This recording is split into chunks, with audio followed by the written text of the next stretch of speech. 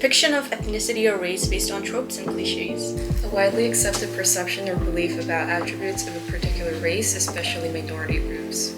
Stereotypes are damaging because they obliterate uniqueness, freedom, and power while reducing the complexity of real people. They may become integral in our collective culture and reinforce unintentional biases. People develop stereotypes through a variety of means. Sometimes, stereotypes develop through the information provided to people.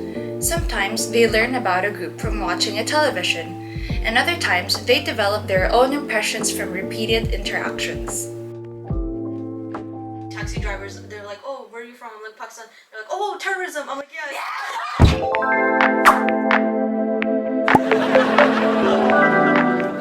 My name is Zubaida. I'm from India. Hi, I'm Aamna. I'm from Pakistan. Hi, I'm Su-jin and I'm from South Korea. Hi, I'm Jayda and I'm from the Philippines. Myth. No two people in India look the same.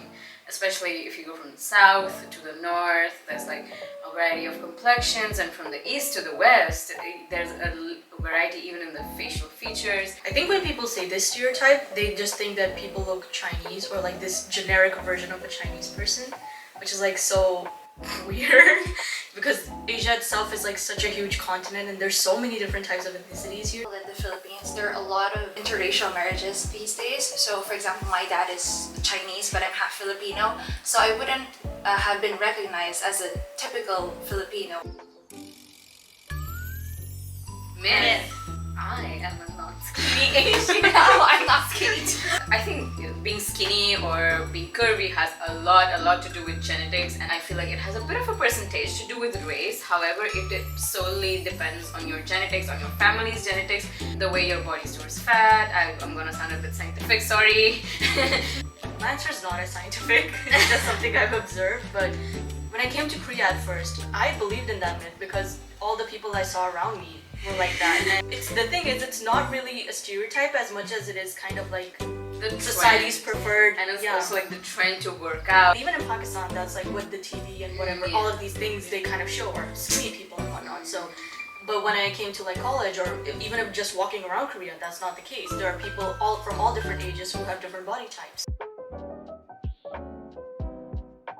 Myth. Truth. There's this one thing that my professor said to me is that when you look at a stereotype, try to understand where it comes from and try to understand that there's a reason that the stereotype was created. I think this is a stereotype that a lot of Americans specifically think of Asian American immigrants. And that's because like subjects like math and science, they're mostly data-based. You don't need to be like good at English to kind of excel at those. I think before trying to say that, oh, all Asians are good at math, I think we need to kind of look at it from the perspective of, okay, why are Asian students working so hard at math? Instead of just automatically assuming that there is something automatically that makes them good at math. There's also a cultural impact to it. For example, the Chinese side of my family, they emphasize on math a lot. Because if I told them that, hey, I wanted to be like a writer or something with the arts, they wouldn't allow it and they would say, oh, you know, it's only like 1 in a million, no? J.K. Rowling, 1 in a million.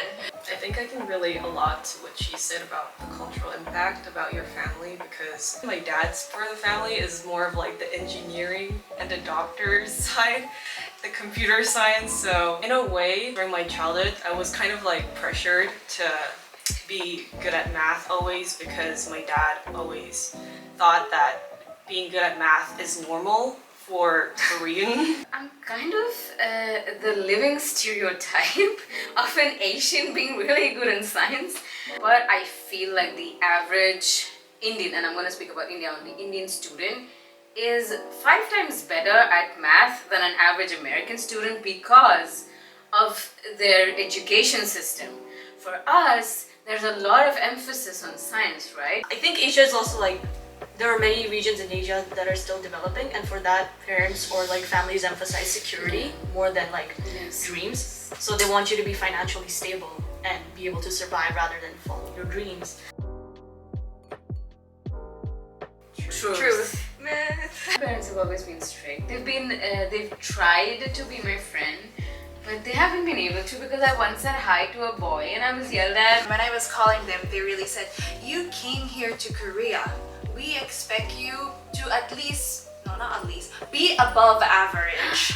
I think a lot has to do with not just my dad, but the previous generation as well, like how my dad was brought up as well. Because I never met my grandfather, but I heard from my dad that he was very strict on him, and maybe that's why my dad is like always pressurizing us to that extent. The stereotype of all Asian parents being strict is a myth, and I also think it's like my friends here said that it is true to some extent, and I think it goes along with the previous topics we talked about, like countries being developed or whatnot. I think religion also plays a big role in this. My dad's really religious. He is still so fixed in those orthodox ideas, which is actually one of the reasons why he's this strict. True. So I feel like in the newer generation, it's diminishing a lot. Like I have a lot of older friends that I don't call Didi, but in my family at least, my younger brothers have to call me Api, or they'll be like really disrespectful, scolded. And since I grew up like that, I also feel weird when they talk to me in Panman. Even if she's like way younger than me, then I wouldn't really care about it because like she's American or she's from a different culture. I think a lot has to depend on like the two people like who are involved in the relationship. I think it differs from media to media. There now an Indian person does not have like tunak tunak playing in the background and like has like a whale on the face and is doing this. But being an Indian in Korea,